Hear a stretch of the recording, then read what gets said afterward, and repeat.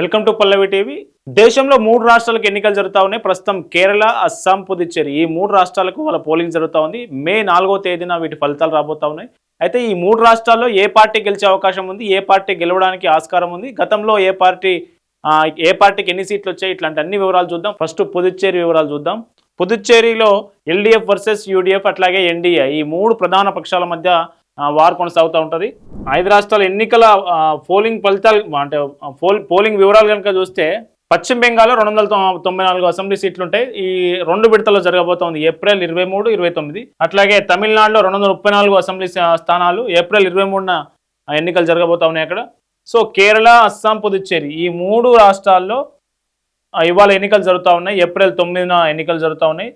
కేరళలో 140 సీట్లు, అస్సాంలో 126, పుదుచ్చేరిలో 30. పుదుచ్చేరి మనకు కేంద్రపాలిత ప్రాంతం కాబట్టి అక్కడ లెఫ్టినెంట్ గవర్నర్ ఉంటారు. సో ఈ 3 రాష్ట్రాల ఎన్నికలకు సంబంధించి ఏం జరగబోతుంది అక్కడ ఏంటి అనేది చూద్దాం. ఫస్ట్ కేరళ చూద్దాం.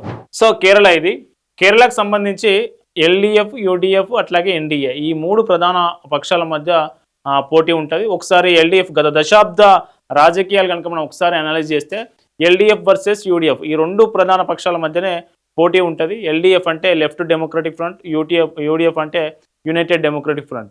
సో ఎల్డీఎఫ్లో ఎవరెవరు ఉంటారంటే సిపిఐ, సిపిఎం. సో యూడీఎఫ్లో కాంగ్రెస్ వర్సెస్ ఇంకా కొన్ని మిత్రపక్షాలు.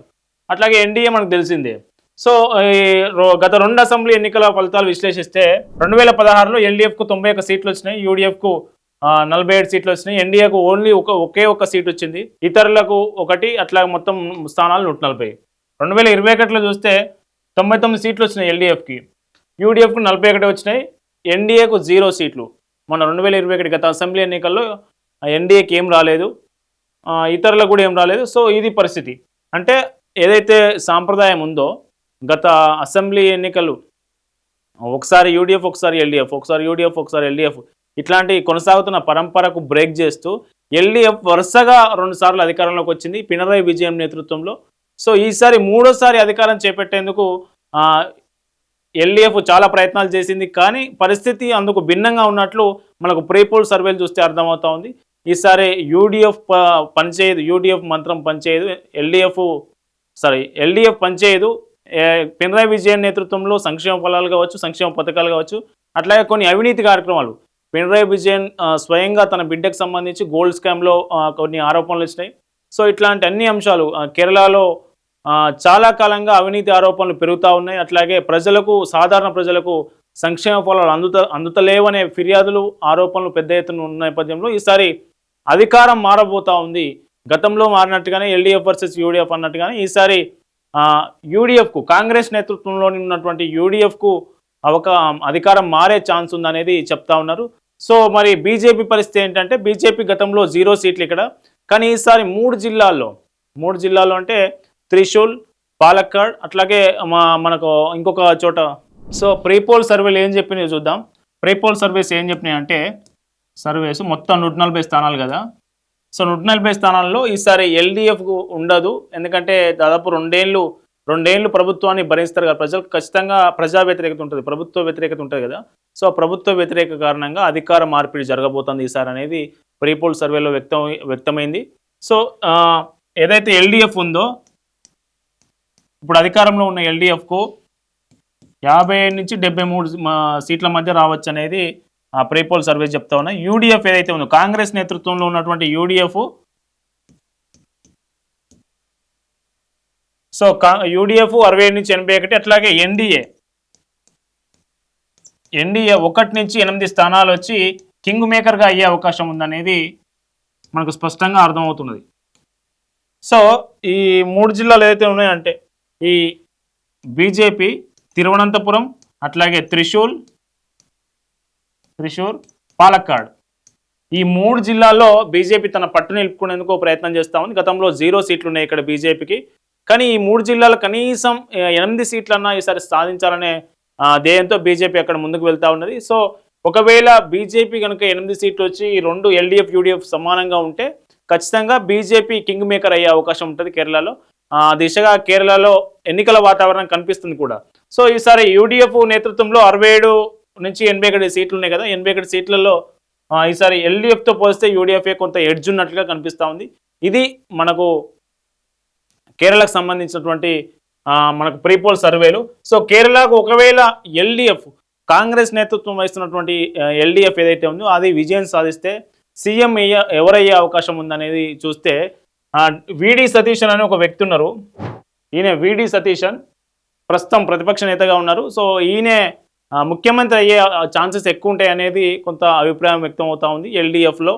యూడీఎఫ్ కనుక అధికారంలోకి వస్తే ఈయనకు ముఖ్యమంత్రి అయ్యే ఛాన్సెస్ ఉంటాయి. సో ఇది కేరళకు సంబంధించినటువంటి కంప్లీట్ అనాలిసిస్. ఓకే, ఇక అస్సాం ఎలక్షన్ సంబంధించి మనం ఒకసారి వివరాలు చూస్తే అస్సాంలో కాంగ్రెస్ వర్సెస్ బీజేపీ హోరాహోరీగా పోరు నడుస్తూ ఉంది. గత 2 సార్లుగా బీజేపీ తన ప్రాతినిధ్యాన్ని నిలబెట్టుకుంటూ వస్తూ ఉంది. హిమంత బిశ్వ శర్మ నేతృత్వంలో బీజేపీ చాలా బలంగా ఉంది. మిత్రపక్షాలను కలుపుకొని ప్రతిసారి గత 2 సార్లుగా అధికారంలో కొనసాగిస్తూ ఉన్నది. సో ఈసారి కాంగ్రెస్ కూడా తన బలాబలాలకు పదును పెట్టింది. ఖచ్చితంగా ఈసారి మేము అధికారంలోకి రావాలనే ఉద్దేశంతో చాలా ఆ పార్టీకి సంబంధించిన అగ్రనేతలంతా అక్కడ విస్తృతంగా ప్రచారం చేశారు. సో 2 సార్ల ప్రభుత్వం ఉంది కదా, ప్రభుత్వ వ్యతిరేకత ప్రజల్లో కొంత ఉంటుంది అనేది కాంగ్రెస్ నమ్ముతున్నటువంటి విషయం అని చెప్పొచ్చు. అయితే ప్రభుత్వ వ్యతిరేకత అంటే మనకు 1, 2, 3 ఎగ్జాంపుల్ చూడొచ్చు. సిఏఏ కావచ్చు, ఏదైతే ఎన్ఆర్సీ కావచ్చు, ఏదైతే మనకు ఎస్ఐఆర్ కావచ్చు. సో వీటికి సంబంధించిన అంశాలు ఏవైతే ఉన్నాయో అవి ప్రతిపక్ష కాంగ్రెస్ పార్టీ అధికార పక్షం మీద ఆరోపణలు చేస్తూ వస్తూ ఉన్నది. అట్లాగే హిందూ ముస్లిం లొల్లి ఏదైతే ఉంటుందో మనకు అస్సాంలో హిమంత బిశ్వ శర్మ చాలా అగ్రెసివ్గా హిందువుల వైపు రాష్ట్ర రక్షణ వైపు అనేక సంచలన నిర్ణయాలు తీసుకున్నారు అస్సాంలో. సో దానికి సంబంధించి ఆడ ముస్లిం మైనారిటీ ఓట్లు ఏవైతే ఉంటాయో వాటిని కాంగ్రెస్ పార్టీ నమ్ముకొని ఏదైతే వాళ్ళకి జరుగుతున్నటువంటి అన్యాయం కావచ్చు, కొన్ని చోట్ల వాళ్ళకి జరుగుతున్నటువంటి ఆందోళన కావచ్చు, దానికి సంబంధించి కాంగ్రెస్ పార్టీ వాళ్ళ వైపు నిలబడి అధికార బీజేపీని ఫైట్ చేసే అవకాశం ఉంది. సో ఈసారి మరి 3వసారి కూడా బీజేపీ తన ప్రాతినిధ్యాన్ని నిలబెట్టుకుంటుందా, బీజేపీ అధికారంలోకి రాబోతుందా, లేదంటే కాంగ్రెస్ ఈసారి బీజేపీని ఓడగొట్టి హిమంత బిశ్వ శర్మను ఓడగొట్టి దేబవ్రత నేతృత్వంలో కాంగ్రెస్ పార్టీ అధికారం చేజిక్కించబోతుందా? ఒకసారి గత 2 అసెంబ్లీ ఎన్నికల రిజల్ట్ ఒకసారి చూద్దాం మనం. So Assam assembly elections party wise seats చూద్దాం. 2021, 2016 భారతీయ జనతా పార్టీకి 2016లో 60 సీట్లు వచ్చినాయి, 2021లో కూడా అసెంబ్లీ 60 సీట్లు వచ్చినాయి. కాంగ్రెస్కు గతంలో 26 సీట్లు వస్తే మొన్న 2021 అసెంబ్లీ ఎన్నికల్లో 3 సీట్లు పెరిగినాయి, 29 అయినాయి. సో దాని తర్వాత AIUDF all India United democratic front. So గతంలో 13 సీట్లు వస్తే ఈసారి 16 సీట్లు వస్తున్నాయి. ఈ ఏఐయుడిఎఫ్ ఏంటంటే ముస్లిం మైనార్టీకి సంబంధించినటువంటి పార్టీ. ఇది ఓన్లీ ముస్లిం ప్రాబల్యం, ముస్లిం ఓటు శాతం, ముస్లిం ఓటు బ్యాంక్ ఎక్కువ ఉన్నటువంటి పార్టీ ఇది. ఈ ఏఐయుడిఎఫ్ ఖచ్చితంగా కాంగ్రెస్ పార్టీ ఏదైతే ఉందో కాంగ్రెస్ పార్టీకి మిత్రపక్షంగా ఉన్నటువంటి పార్టీ. సో ఆ తర్వాత అస్సాం గణ పరిషత్ ఏజీపీ, అస్సాం గణ పరిషత్ అని ఈ పార్టీ అస్సాం హక్కుల కోసం, అస్సాం ప్రజల హక్కుల కోసం పోరాడుతూ వస్తున్నటువంటి పార్టీ. ఈ పార్టీ బీజేపీ మిత్రపక్షంగా ఉంది. ఈ పార్టీకి గతంలో 14 సీట్లు వచ్చినాయి 2016లో, ఇప్పుడు 2021లో 9 సీట్లు వచ్చినాయి. అంటే గతంతో పోలిస్తే కొంత తగ్గినాయి. ఈ ఏజీపీ కూడా అస్సాం గణ పరిషత్ కూడా బీజేపీ మిత్రపక్షంలో భాగంగా ఎన్డీఏలో ఉంది.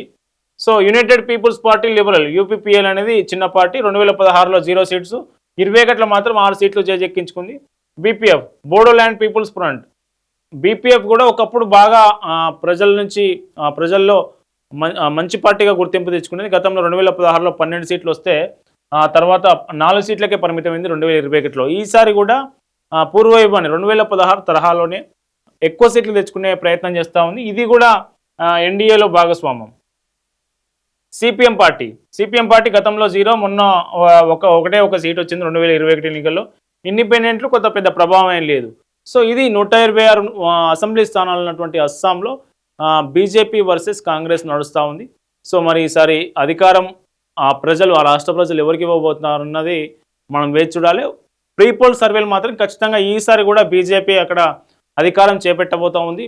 హిమంత బిశ్వ శర్మ మరోసారి 3వసారి హైట్రిక్ సీఎంగా ప్రమాణ స్వీకారం చేయబోతా ఉన్నారనేది ప్రీపోల్ సర్వేలన్నీ చెప్పాయి. పుదుచ్చేరి కేంద్రపాలిత ప్రాంతమైనటువంటి రాష్ట్రం ఏదైతే ఉందో ఆ పుదుచ్చేరిలో కూడా ఇప్పుడు అసెంబ్లీ ఎన్నికలు నడుస్తూ ఉన్నాయి. ఏప్రిల్ 4వ తేదీన అక్కడ కూడా ఫలితాలు రాబోతూ ఉన్నాయి. మొత్తం ఇక్కడ 30 అసెంబ్లీ స్థానాలు ఉన్నాయి, 3 నామినేటెడ్ స్థానాలు ఉంటాయి. సో ఇక్కడ లెఫ్టినెంట్ గవర్నర్ అట్లాగే ముఖ్యమంత్రి ఇద్దరు ఉంటారు. మనకి ఢిల్లీ ఏదైతే ఉందో ఢిల్లీ లాగానే ఇక్కడ కూడా పాలన కొనసాగుతుంటుంది. అయితే ఇక్కడ డిఎంకే తమిళనాడుకు ఆనుకొని ఉంటుంది కాబట్టి డిఎంకే ప్రభావం, అట్లాగే తమిళనాడులో ఉన్నటువంటి పార్టీల ప్రభావం, అటు కాంగ్రెస్ అట్లాగే బీజేపీ, ఈ 5 పార్టీల ప్రభావం, 5 ప్రధాన పార్టీలు. ఈసారి టీవీకే ఉన్నట్టుగా మనకు విజయ్ నేతృత్వంలో ఈసారి ఎన్నికల్లో పోటీ చేస్తున్న టీవీకే కూడా ఈసారి పుదుచ్చేరిలో కూడా పోటీ చేస్తూ ఉంది. సో ఏ పార్టీకి అక్కడ ఎన్ని సీట్లు వచ్చే అవకాశం ఉంది, గతంలో ఆ పార్టీలకు ఎన్ని సీట్లు వచ్చినాయి అనేది ఒకసారి చూద్దాం. 2016లో కాంగ్రెస్కు 15 సీట్లు వచ్చినాయి. AINRC, all India N Rangaswamy Congress party అని ఉంటుంది. సో దీనికి 8 వచ్చినాయి. ఏఐడిఎంకేకు 4, డిఎంకేకు 2, ఇతరులు 1, మొత్తం 30. ఎన్ రంగస్వామి వ్యతిరేక పక్షం సీఎం కాంగ్రెస్ ప్లస్ డిఎంకే కూటమి అప్పట్లో ప్రభుత్వం ఏర్పాటు చేసింది 2016లో. 2021లో ప్రభుత్వం మారింది. సో ఆడ all India N Rangaswamy Congress పార్టీకి 10 సీట్లు, బీజేపీకి 6, డిఎంకేకి 6, కాంగ్రెస్కు 2, ఇండిపెండెంట్లు 6. సో మొత్తం ఎన్డీఏ ఎన్ రంగస్వామి సీఎంగా ఎన్డీఏ ప్రభుత్వం అక్కడ అధికారంలో చేపట్టింది. ఈసారి కూడా ఎన్డీఏకి అక్కడ అవకాశం ఉంది, గెలిచే అవకాశం ఉంది, మళ్ళీ ప్రభుత్వం ఎన్డీఏ వచ్చే అవకాశం ఉందనేది ప్రీ పోల్ సర్వేలను చెప్తా ఉన్నాయి. సో ఇది దానికి సంబంధించి పుదుచ్చేరికి సంబంధించినటువంటి గత ఫలితాలు, ఈసారి ప్రీ పోల్ సర్వే వివరాలు. సో ఈసారి మళ్ళీ మే 4వ తేదీన ఆ రాష్ట్రంలో ఫలితాలు ఎట్లా ఉండబోతా ఉన్నాయి.